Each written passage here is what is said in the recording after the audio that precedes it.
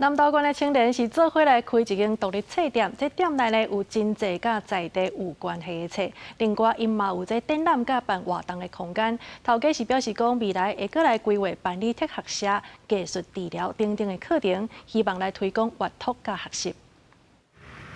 伫传统市场内，竟然有一间册店，遮除了有南投花仔、漆器、关节、瓷质，才会甲南投有关系的册，也有甲艺术、特学、历史文化相关的册，民众入来遮会当拿啉咖啡、拿看册。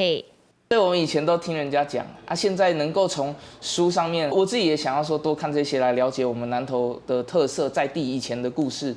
这间少年家伫地方有一个已经办6年的南投读册会，不过一直拢无固定的据点。当初读册会开会，也是办地方文化活动的时阵，定定拢会来到这个伫日本时期就有的百年市场，为着互读册会有一个据点，嘛继续推广地方文化，才会伫遮开这间独立册店。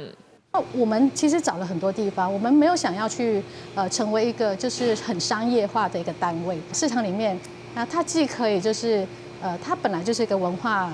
地方的文化资产，然后又加上说有很多地方需要，好像可以多做一点事情。 册店内底嘛提供展览空间，开幕展览是邀请嫁到南投真爱的艺术家 AC 展出作品，内容有头是高丽菜的查某囡仔，嘛有结合杂志生上的人物，才会风格较特别的作品。咱南投县都是